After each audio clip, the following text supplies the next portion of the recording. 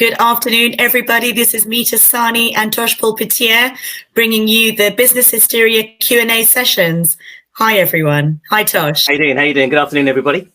Welcome all. We appreciate you all logging back in and joining us. It's a very important session today. We're going to be covering for about 30 to 40 minutes, depending on your questions, how to access your furlough grants. We're finally there. On Monday, the portal is being opened up. Let's hope it doesn't crash, right, Tosh? Yeah. We want to get you fully prepared for the HMRC portal. We're also going to be talking today about the financial concerns for your organization. We've talked a lot about the grants available. We've talked about how you can access funding. But what we're going to talk about today is what to do when that isn't going smoothly. So we're going to guide you through some options of the support available out there. I mean, you've got some specific examples of yourself going through certain things as well. So I think there might be the actual step-by-step guide. I think most people have an awareness of these things, but somebody having gone through it, it might be helpful, right? Yeah, absolutely, Tosh. It's tough times for everyone. You know, even organizations that are still working and still have sort of full capacity, they're challenged with a whole new set of problems. They may need more working capital. So there's help for all. And finally, we're going to be talking about managing employees through the new normal. We all know that the lockdown has been extended for at least 3 weeks, and we need to find a way of helping everyone stay successful and happy, positive and engaged through this time. You know, Meeta, yesterday, I didn't tell you about this before. Yesterday, I did a Zoom networking event for the first time. Right. And in there, they were talking a lot about how to keep people motivated whilst they're on furlough. You know, what are people supposed to do? So I certainly like to share some of the thoughts that were on that part of that circle, which was a group of CEOs on that particular networking. Fantastic. There are so many ways that we can still be effective and successful in business and keep our people, whether they're being furloughed and equally the people that are there at the front line doing the work, positive and engaged. But we're here to guide you all through this Q&A session and through the business hysteria together. So please make this really useful. Your questions help us guide the direction of the webinar. As we said, 30 to 40 minutes. And we have some technical challenges. So until we get Tosh back on the screen, it will be just myself. So apologies for that. What I'll do is also let you all know that the portal is going to be live on Monday. And even though these are the last of the Q&A sessions, welcome back, Tosh. We're just telling everyone, Tosh, that this is the last of the 4 in the series. But what we are going to do is a special on Tuesday, which is once everyone's had a chance to look at the portal, we want to do a special one-off on Tuesday where we can actually talk to you about what you're finding. Yes, yeah, absolutely. Everything at the moment is guidance. Everything is just what we think from what we've read. When it's actually up and running on Monday, we'll have something real to talk to you about. I'm sure you'll all be looking at there anyway, but anything we can do to make things easier in terms of that process, that's why we thought we'd do a special on Tuesday at 1 o'clock, just to go through what we've learned from it and how that helps. Because remember, you don't have to do the application on the Monday, but I'll go through that a little bit when we start going through the topics during this little Q&A session anyway, okay? Brilliant. Okay, great. So Tosh, shall we start with the portal and furloughing? I know you've created almost like a step-by-step guide. Talk us through a little bit about where we are with that a week on from last week. So there's 2 key changes that have been made, which probably most people are aware of, but if they're not, I'm going to tell you what it is, which is the first thing is you can claim for employees that were employed as of the 19th of March and were on your PAYE payroll on or before that date. That means that you as a company will have had to have made a real-time information submission notifying the HMRC of payments of that employee on or before the 19th of March. That's the first thing. The second thing is any employees that were employed on the 28th of February and on the payroll, well, again, because you've notified the HMRC through real-time information, and if they were made redundant or stopped working from that date onwards, or now all the way up to the 19th of March, well, they can be re-employed. So that we kind of knew before relating to the 28th of February, but now it relates to up to the 19th of March. Yeah. So those are the 2 key things. That date has effectively extended that period. Yeah, and that's not just for permanent employees, but it's for everyone that qualified before. So temporary workers, contractors, everyone. Correct. The key thing that's quite different there, which may affect some companies, is that they have to have made an RTI submission. That's something they would have done with their accountants. Yeah. So and that if you think about it, so for example, in my company, the RTI submission, which is real-time information for payroll and so forth, that's done at the end of each month. So for those that may have come in after the end of the month, but before the 19th of March, they won't be furloughed. Yeah. Because there isn't an RTI submission for those particular employees, but obviously anybody else will still be applicable, and it will get more employees furloughed under the scheme, or be able to cover more under the scheme. And that gives more organizations the opportunity to retain the talent in their world, not have to make those choices about redundancy yet, and allow people to be supported through this pandemic crisis. Correct. It allows people to bring back more people if they've been made redundant or what have you for a longer period of time, up to and including the 19th of March. Okay. I'm just getting a note from Vivian saying that she's had trouble getting into the room today. I hope that Bill is our technical guy in the background. I hope he can actually send out the link again. Tosh and I had issues today as well. We're very sorry to everyone. Hopefully you can see us, but it is being recorded. So we will make sure this is available. Yeah, Vivian's a regular. We have to get Vivian in.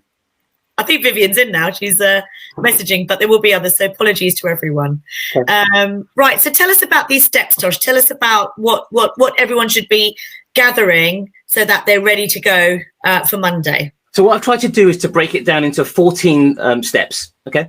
So the first step is that you as an employer must have created and started a PAYE payroll scheme on the 19th of March. Okay, so it's up to them being on the payroll scheme on the 19th of March, and there has to have been an RTI submission in respect of that employee. The second thing is that the employee was on the payroll at that time. The third thing is that you have an ePayEYE reference number. So if you have RTI, then you've already got that anyway. But if you don't have it, you can do it now, but it can take up to 10 days to get the actual ePayEYE reference. So make that application now. Okay. The fourth thing you need to have is a UK bank account. The fifth thing you need to have is confirmation of the number of employees that are going to be furloughed. The sixth thing you should have is the claim period, the start and the end date. And that means the furlough agreement, which is required to be in writing. There was some umming and ahhing at the beginning about whether it needs to be in writing, but that's out the window now. You need to have a clear furlough agreement. Anybody that's been part of this four-part series will know we've been providing that free, courtesy of Daniel Barnett. The next thing we need to have in there is the amount being claimed. And actually, there will be guidance on the site on how you calculate those things. Although we know it's 80% of all employment costs, which means basic salary.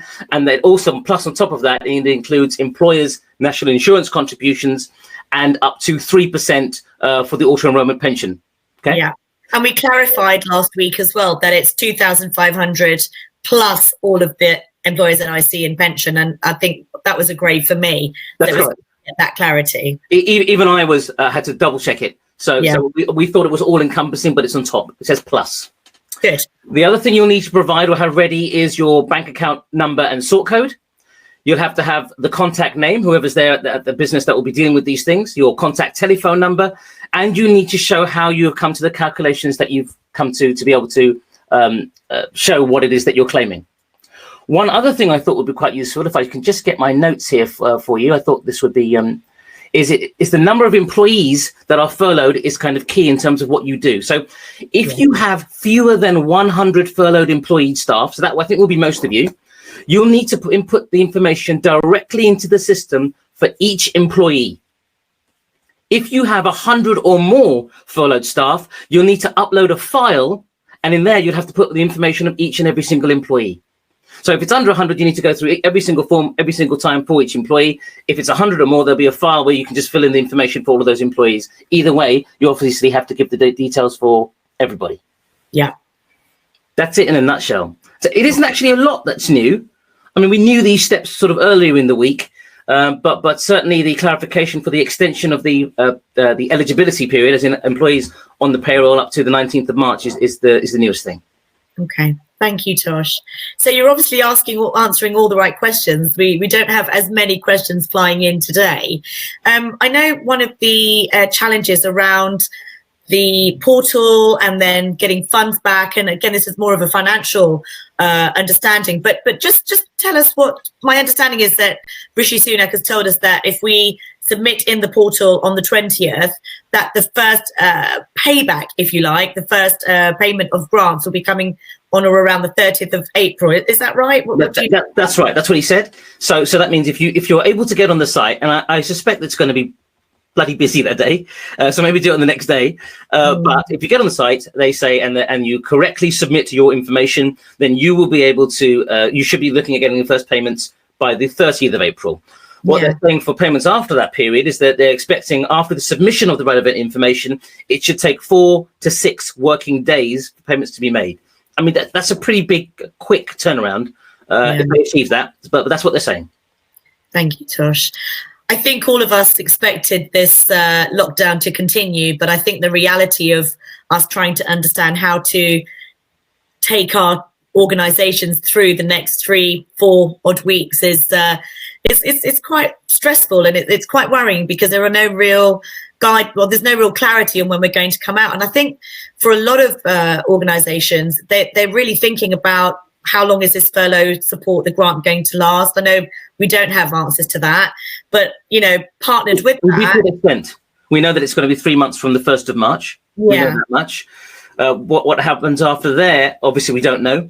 I think I think part of the topics we're going to be talking about later on, so I'll save it for that topic, is how to deal with staff or keep them motivated during this period in the new normal. And there was quite a few things that came up with that sort of CEO circle I was attending yesterday, and I thought would be quite useful. And actually, some things you said to me, Meeta, which you don't know, so that you mentioned to me. So I'll bring those up a bit later on. But yes, you're right.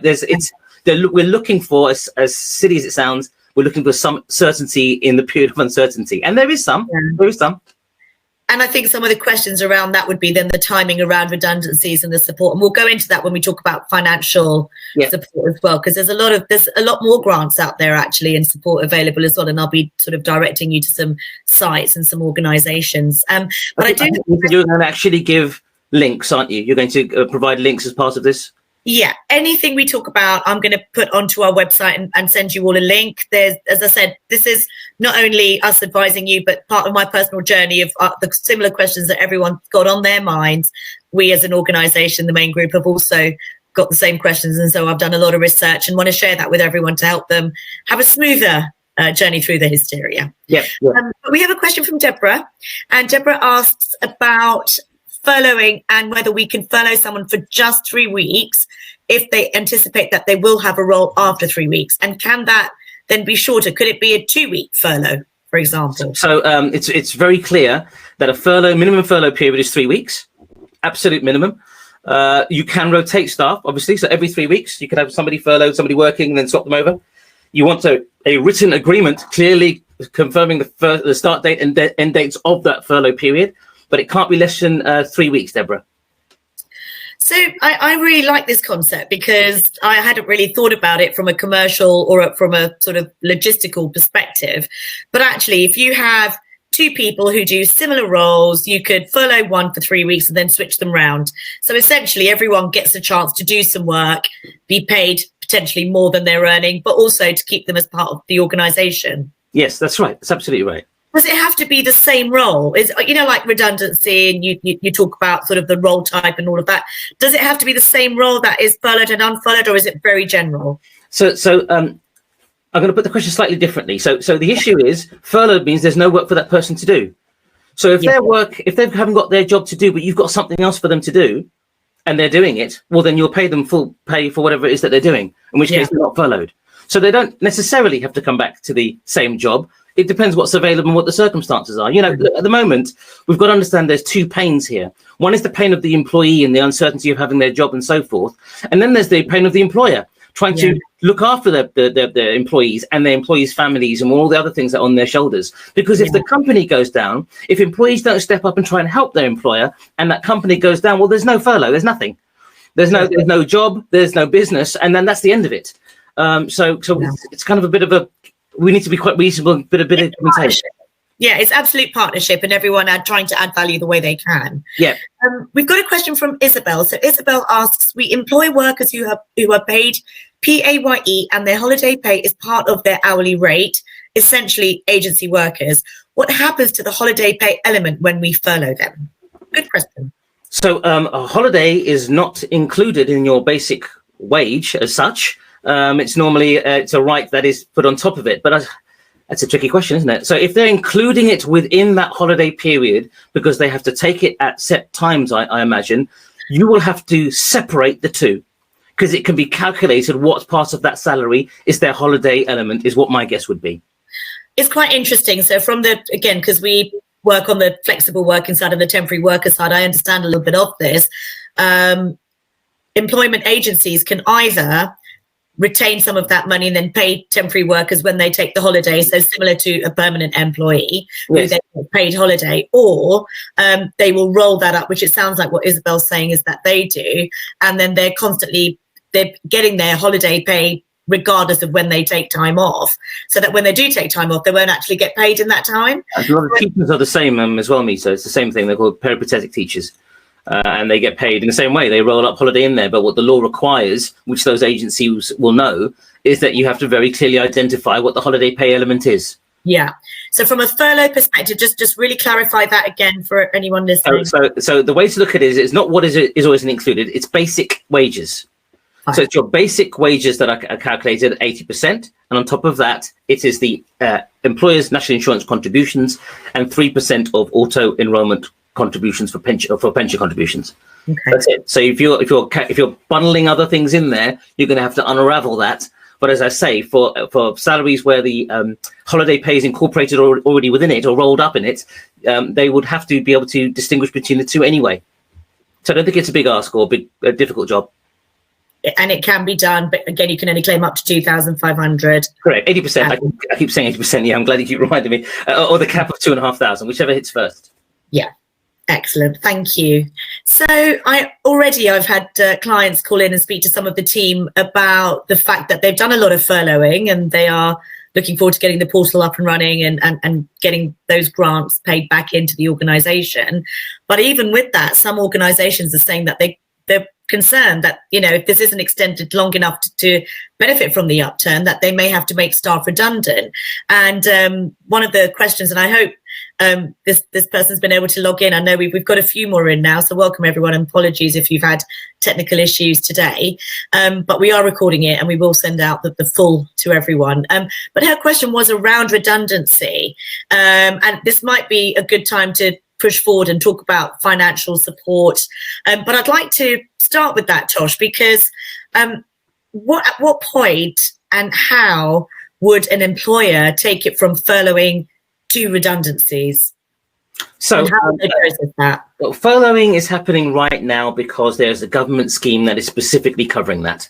That government scheme is going to be in existence, as far as we're concerned, from 3 months from the 1st of March. That's March, April, end of May. Okay.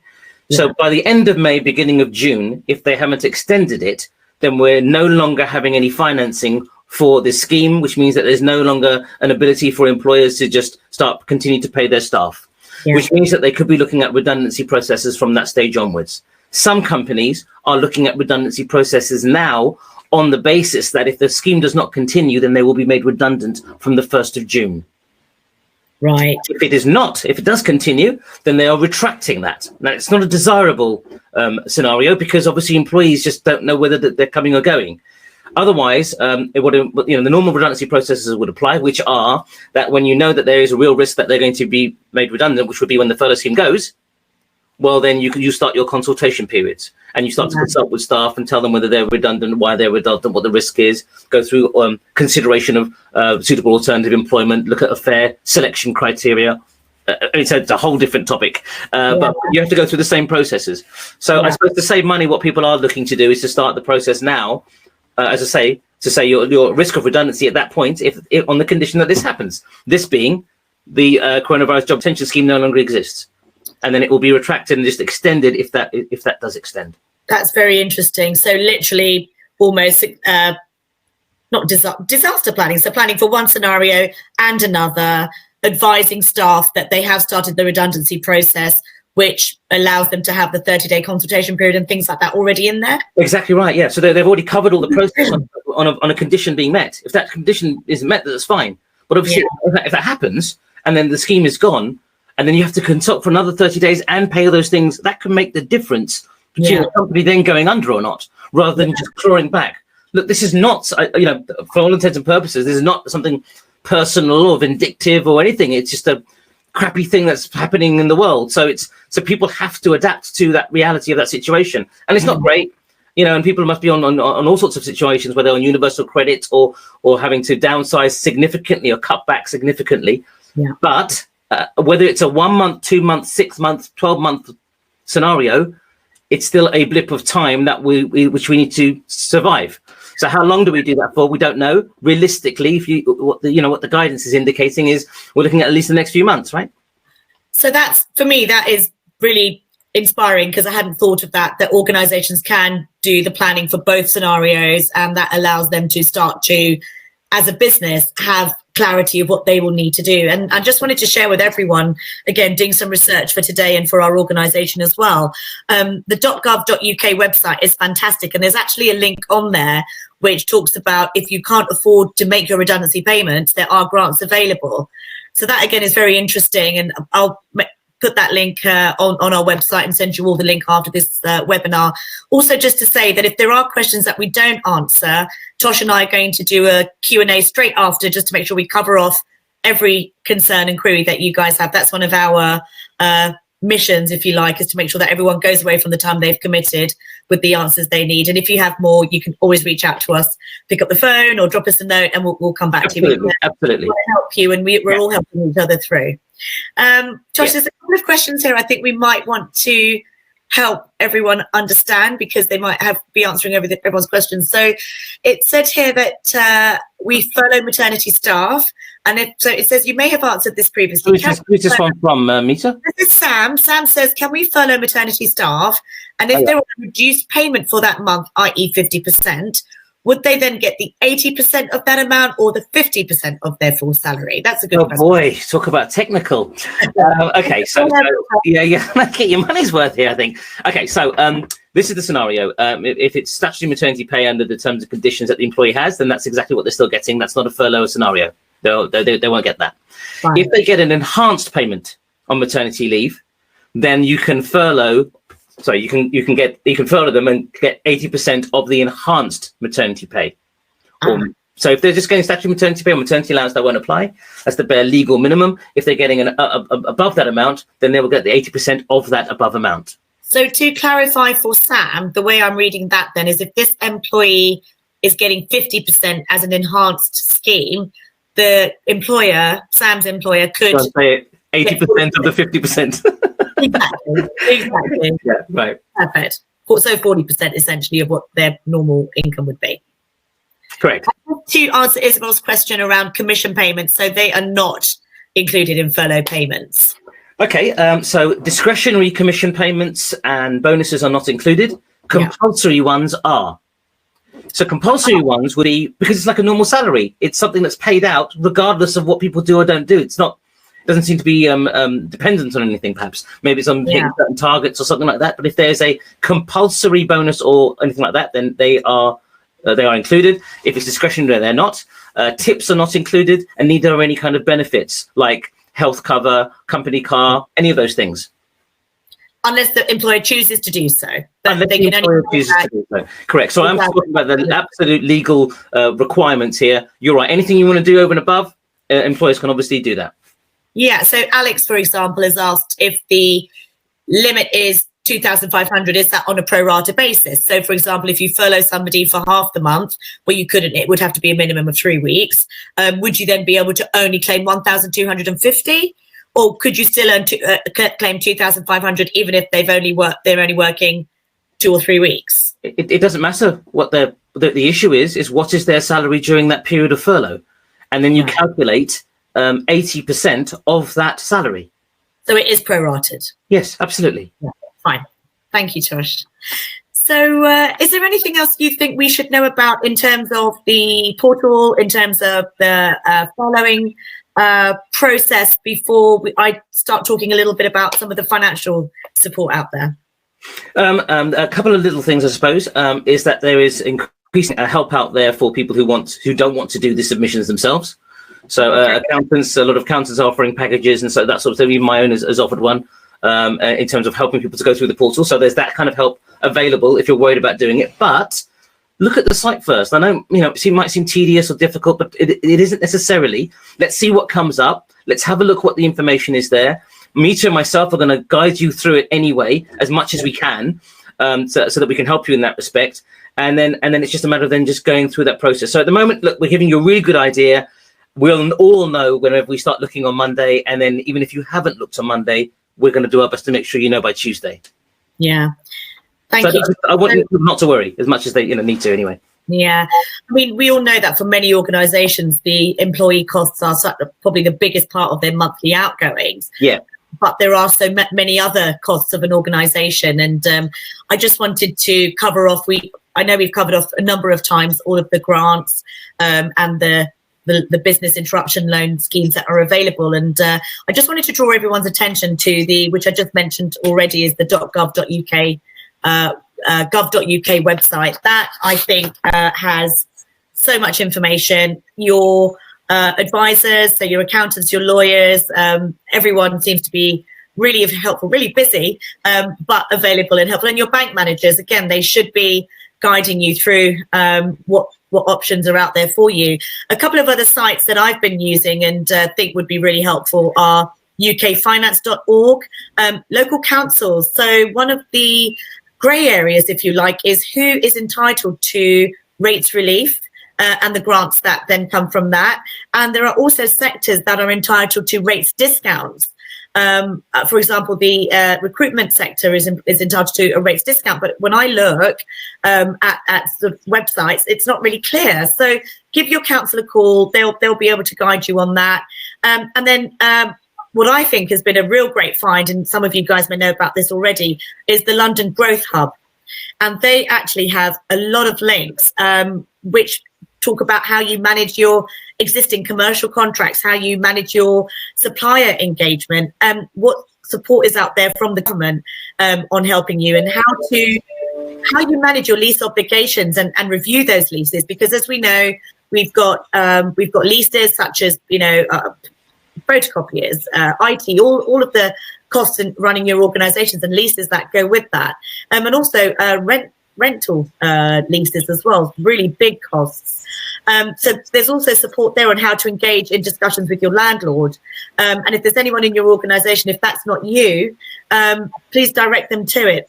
Rent reviews, how to go about asking for that, and what conversations to have, negotiating rent holidays as well. I think after salary, usually the biggest costs are property costs. And then finally, what we're going to be looking at coming out of this is the redundancy support, how to get continuity and planning into your organization. And then sadly, some companies will be looking at insolvency and structuring, how directors manage their world. So there's a lot more to come. And if there is a demand, Tosh and I will continue to run the next stage of a series of webinars. But that really is directed by what you and your organization need. So I'm impressed, and I'm so pleased to see that the amount of guidance out there. And I'll make sure all of these sites and all of these links are available on our website. But I just wanted to draw some attention to some of the support that's out there for you all. Tosh, I know you said that you picked up on some of that too. Which bit? Sorry. In terms of the links and you were talking about the CEO webinar that you did. What did you pick up from that? So that was more to do with the motivation of staff during the now, which is our next bit, right? Yes, absolutely. Well, why don't you open up on what you're picking up on that? So what people are worried about, or what a lot of businesses are talking about, is what do you do with your staff right now? They're worried about the period of uncertainty and all those sorts of things. And you and I talked about this as well, Meeta, in terms of, what do we do? Because we want to look after our people. We genuinely already have that within us. We already care about them. We care about them and their families, and we're trying to do what's right by them. And the overriding approach is just complete transparency and openness about it. Yeah.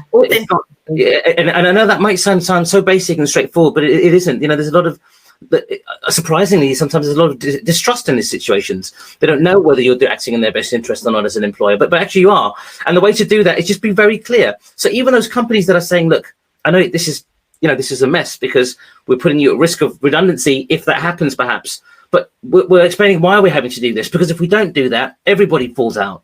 Now, they can understand it or not understand it, but at the end of the day, if you've done your best to explain that and been really open about it, and that means call them up. That means, I don't mean micromanage them, calling them every 5 minutes, but call them up, write to them, make sure they're clear what's happening now, why is it happening now, what's going to happen next, why is that happening next. So transparency and openness is the key, I think, in this particular phrase of time, is what I picked up from that discussion yesterday. Absolutely. Thank you, Tosh. That is key. I think there's got to be, for everyone in your organization, whether they're followed or not, there needs to be real clarity. One of the things that we're bringing in with our team from next week is weekly training sessions and coaching sessions, and they can be run for your existing team who are working and your followed team. That can make them feel part of your world. I also sent out a link to a web group, a WhatsApp group of our team, just telling them about something that's going on in the sector, and people really appreciate that, being made to feel it's not working, they're not allowed to work, but to feel that they're still involved in conversation. For those that are working, it's really key that you try and have touch points. We talk about a well-being session in the morning, can be just 10 or 15 minutes. For managers, try to have at least a couple of touch points every day, and also really focusing on mental well-being, helping everyone create a focus. We know that there's the news going on, there's information, everyone's talking about all the challenge, but there's actually some real positives in there, and controlling focus and limiting the amount of negativity that we're absorbing from the news is really key, because we have got this for another 3 weeks to a month. So getting out for exercise, encouraging teams. There's a company who are offering free at your desk exercise. We're going to share that link as well. Really key for your people, healthy mind, healthy body, all of that. And planning. Tosh, you spoke about, being honest and transparent. As an organization, you start planning now. So the redundancy advice, I think, is really key, Tosh. Start now, plan it, so there's no surprises for people. And everyone knows that it's a potential. So actually, I think people like to know their organization is in control and is working out scenarios and how to manage those. So just to get in there very quickly, information about that, it's really readily available from, not being a plug, either from me, call me, or we've done lots of online videos, YouTube, check out what we've read about redundancy processes, step by step. We've just put all that information out there for you so that people can use it. Now, obviously, I'm not saying don't get advice of the certain details. But most of it's there, and I'll happily just speak, to people to help them in any other way. But I just wanted to say one more thing about the current thing about with employees. Is according to the statistics now, the level of depression, anxiety. I know you should stay away from negativity. I'm just going to touch on it. We're managing it. We're learning to support it. So people aren't sleeping. People are, going through real problems. So my own staff, they've had to go to. They've not been able to go to a funeral, for example. And that's tremendously difficult because they're supporting people through the phone. There's this particular member of staff. Her mother hasn't even got internet. So she's an elderly lady, so it's all on the phone, and she's having to console her mother about the mother's sister's death. And even if she had have gone to the funeral, she wouldn't have been able to console the other people or family members there, because you've got to keep a distance. So people are going through a lot of stuff. So I know we're talking about business, and it really is possible to balance the two. Know that this is what we need to do for the business, and we're doing it in people's best interests, and they will feel that. Need to do that, isn't it? Vivian's just mentioned they are doing a lunch and learn on how to cope with a situation for their staff. So that's really good as well. You did something like that, don't you, as well? We do. We have our morning wellbeing session. We're doing 4:00 drinks. It's really important to keep celebrating people's birthdays. I mean, God, in our company this week, we've had a funeral. My mum's had a stroke. She's in hospital. We've had a birthday. Someone's at a funeral too. We've had 2 funerals, and we're a small team. So I can't even imagine what other organizations are going through similar and more. So it's really important to take the time on these Friday catch-ups and just support each other. As you said, we can't physically hug each other, but having a point to say, we're with you, we're all here, we're here for each other is key. I've actually got a few websites, again, some apps that have been really good and really helpful. So NHS are doing something called Mood Zone. They're also doing podcasts and audio guides, which is called Mental Wellbeing. So we'll put a link up for that.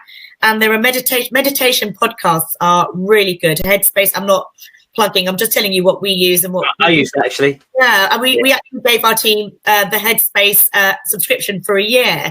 It's £60-70. There might even be some deals on it. now is the time where meditation would really help all of us with just being calm in this storm. And also something called Yupa app. And I picked this up from another website, and it's an emotional health assistant. And I think apps like that, which actually get the measure of your team and the temperature of the room and the team of how they're doing. Not plugging our world either, but we are offering a free PPI link to everyone. And some of you may have heard this already, so apologies if you have. But it's really there to help you see your people, not only how they work, but if they're experiencing any stress right now, which they will be, and allow you to approach some of the difficult questions and approach some of those challenges that your team are having. So please, take that link, utilize it. We're also planning on sharing with you all team fit and learning style tests, because again, people work differently, and so much of a breakdown in communication is when there's a lack of understanding of each other. And what we want to bring out there is for all of your teams working remotely, that everyone can gel, they can have cultural alignment, they can have directional clarity, and therefore create that success and happiness for the next few weeks. And as we dig our way out of this crisis as well, because that in itself is going to be a challenging time as well. It's difficult, we're all having difficulty. Just want to get out. Yeah. Just going out and meeting some people, and that sort of stuff. While this is, a wonderful new experience, it's difficult for everybody, but we're all going through it in different ways. It's just on a spectrum of some sort, but we're all going through it together. Absolutely. So we've got to keep our businesses running. We've got to keep our not-for-profit organizations running. Everyone, what we've done, what we're doing out in the world, even though it doesn't feel like we're needed right now, it's all going to come around, and everything that we're going to send you links for will help you keep your organization running through the crisis, cutting through the business hysteria, and then talking about business continuity going forward. So, Meeta, let's see if I think we may have covered all of the questions on this particular. I think we have. Which means we don't, they don't need a follow-up one. But can we just do a quick check to make sure that everybody has had a question for the last few minutes? Yeah, absolutely. Let's have a look. Yeah, I think we're good, Tosh. I think we've covered a lot of the questions. As we said, we're going to be running our one-off webinar on Tuesday, which is all around the portal, isn't it, Tosh? It's Q&A special, just literally designed to address any questions regarding the portal, or talk you through what we've seen from the portal to help you through that process. After this video, there won't be a follow-up video answering the questions because we've answered them all during this session. But we will be seeing, what other stuff will be useful for you moving forward. I personally really enjoyed it. I really liked helping people with this. So we've got lots of inquiries from this. And look, I know you may be watching a lot of things out there looking to help on furloughing or coronavirus. You're probably sick to death of hearing about it.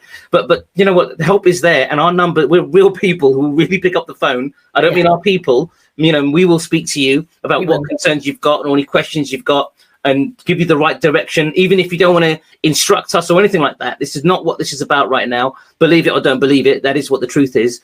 So call us and, we'll happily help.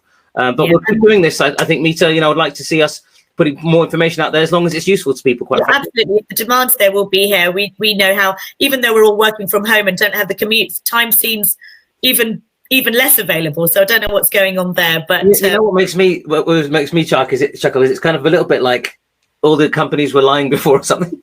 Well, we all said, no, you can't work from home. No, we can't make investments. Now we look at what we're capable of. We really focus our minds in a situation where we've got to do it. Look what everyone's achieved. It's incredible, isn't it? Yeah, there's a lot to be proud of. We should all be proud of ourselves, and we're going to get through this. One thing I did want to say is some of our clients have been asking about outplacement. As we know, redundancy, it's a difficult conversation, and I think it's always nice for employees who might be facing redundancy to feel that they've got a helping hand. And again, this isn't a plug. This isn't about cost. This is actually just saying, if you want to talk about how we can help any employees that are facing redundancy, give me a call, let me know. I'll even put a mailer out about outplacement and how to manage that. And if you want more information, let me know.